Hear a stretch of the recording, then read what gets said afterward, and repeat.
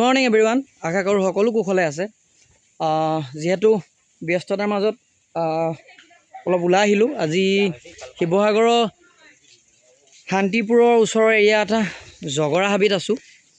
আমাৰ আছাম টিপাল হাউচৰ পিনৰ পৰা বাহিৰৰ চাৰিআলি কিছু বস্তু লৈ অহা হৈছে।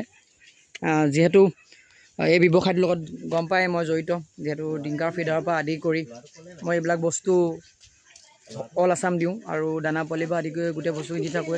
তেনেকুৱা থ্ৰুৱেদি মানে আছাম টিপাল হাউচৰ স্বত্বাধিকাৰীৰ লগত কথা হ'ল। তেওঁলোকে শিৱসাগৰলৈ আহিছিলে। শিৱসাগৰলৈ আহোঁতে মোক ক'লে বোলে মোৰ শিৱসাগৰৰ কিছু ফাৰ্মাৰ বন্ধুসকলক লগ কৰাই দিয়া, লগ কৰাই মেলি অলপ বস্তু দিবলৈ আছিলে বুলি ক'লে। তেওঁলোকে বস্তু এইখিনি লৈ আহিছে। এয়া আপোনালোকক মই দেখুৱাই আছোঁ। এয়া চব গোটেইখিনি এইখিনি ত্ৰিপাল আছে আৰু প্ৰায় 684 চেণ্ডেল আছে, হায়াৰ চেণ্ডেল আৰু ত্ৰিপাল কিমান আছে? প্ৰায় ত্ৰিপাল 300 কেজি আছে। আমি এতিয়া বৰ্তমান জগৰা হাবিত আছোঁ, বিলাই আছোঁ আৰু আগলৈ আমাৰ গাড়ীখন খুলি দেখুৱাব পাৰিব নেকি? আগলৈ আছে আৰু ওলাই যাব, খুলিব নোৱাৰিম, ওলাই যাব আৰু আছে। আমাৰ লোকেশ্যন আছে, আমি নাজিৰা যাম আৰু শিমলুগুৰি এনেকুৱা কিছু কিছু লোকেশ্যন আছে। আমি যিমান দূৰ সম্ভৱ আজি কভাৰ কৰিবলৈ চাম, কাৰণ সময় যথেষ্ট কম আছে আমাৰ হাতত। কাৰণ তেওঁলোকে আকৌ কামখিনি কৰি বেলেগ এটা জেগাত যাব, লোকেশ্যন বেলেগ আছে। তো আমি জগৰা হাবি শান্তিপুৰৰ পৰা আৰম্ভ কৰিছোঁ। আপোনালোকে ভিডিঅ'টো চাই থাকিব। এয়া দি থকা হৈছে ওচৰৰ মানুহখিনিক। আমি যোনডোখৰ লোকেশ্যন আহিছিলোঁ, ইয়াত ৰাজীৱ দা নামৰ আমাৰ দাদা এজন আছে আৰু লগতে আৰু এজন দাদা আছে। এই দুজন আমাৰ একে ফাৰ্মাৰ বন্ধুৱে হয়, দিবাকৰ দত্ত। তেওঁলোকে আমাক হেল্প কৰি দিছে আৰু মই ক'লোৱে টিপাল হাউচৰ লগত মই গুচি আহিলোঁ। মোক ক'লে যে মোক হেল্প কৰি দিব লাগে। তো এয়াই আপোনালোকক অলপ দেখুৱাবলৈ চেষ্টা কৰিলোঁ। সেইডোখৰৰ পৰা কিছু আগলৈ আহি আমি লৰাপতা পালোহি। তাত আমাৰ মিচিং ভাই বন্ধুসকল আছে। আমি তাতো ত্ৰিপাল আৰু চেণ্ডুল কিছু পৰিমাণে দিলোঁ। যিহেতু বানৰৰ কবলত চেণ্ডুলবিলাক বিভিন্ন ঠাইত উটি গুচি গৈছে, যাৰ কাৰণে বহুত কষ্ট হৈছে তেওঁলোকৰ খোজকাঢ়িবলৈ।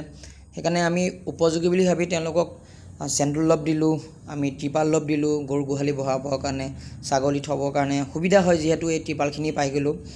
আৰু আমি এনেকৈয়ে অলপ অলপকৈ আগবাঢ়ি বিভিন্ন ঠাইত তেনেকৈ বস্তুবোৰ দি আছোঁ। তাৰপৰা আমি আহি নাজিৰালৈ আহিলোঁ। এই ফাৰ্মাৰজন যিজন দেখিছে, তেওঁৰ ঘৰৰ গাহৰি, ছাগলী, কুকুৰা বহুতখিনি নষ্ট হ'ল।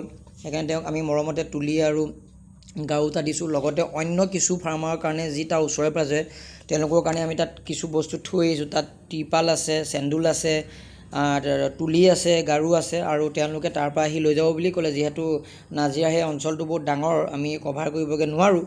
কিছু সময়ৰ কাৰণে আমি যাব লগা হৈছে, কাৰণ আমি বিভিন্ন ঠাইত যাব লগা হৈছে। এনেকৈ আমি বস্তুবোৰ দি আহি আছোঁ। একেডোখৰ ঠাইত যদি আমি বহুত সময় দিব লগা হয়, তেতিয়া আমাৰ যিখিনি মানে প্লেন কৰি আহিছোঁ, সেই প্লেন মতে আমাৰ কামবোৰ নহ'বগৈ। সেইকাৰণে আমি তেওঁক ক'লোঁ যে আপুনি এই বস্তুখিনি বিতৰণ কৰি দিব, যিহেতু আমি ইয়াত ৰৈ নাথাকোঁ তেওঁলোকৰ কাৰণে, কাৰণ আমাৰ যথেষ্ট সময় কম আছে। আৰু তেওঁ দায়িত্ব বুজি ধুনীয়াকৈ বস্তুখিনি ৰাখি থ'লে আৰু পাছত গম পালে তেওঁ সেইখিনি সকলো বিতৰণ কৰিলে।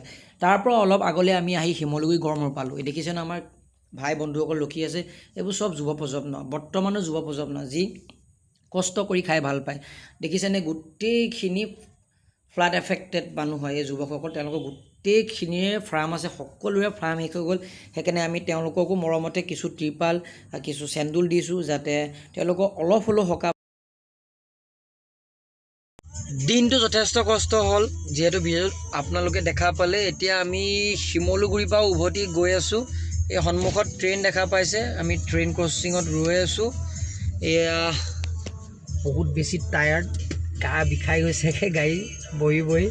আমাৰ আছাম টিপাল হাউচৰ স্বত্বাধিকাৰীয়ে চলাইছে, আৰু এইপিনে সোণোৱাল দাই বেকত বহি আছে, মই বহি আছোঁ। আমি মানে সমানে তিনিজনৰ কষ্ট হৈছে। এতিয়া বিদায় মুহূৰ্ত, যিহেতু আপোনালোকে ভিডিঅ'টোত গোটেইখিনি বস্তু চালে আৰু সকলোবোৰ আমি ৰেকৰ্ড কৰিব পৰা নাই, কাৰণ বিতৰণ কৰি থাকোঁতে ইমান সময় নাথাকে যে ভিডিঅ' ৰেকৰ্ডিং কৰি বস্তুবোৰ আপোনালোকক দেখুৱাবলৈ।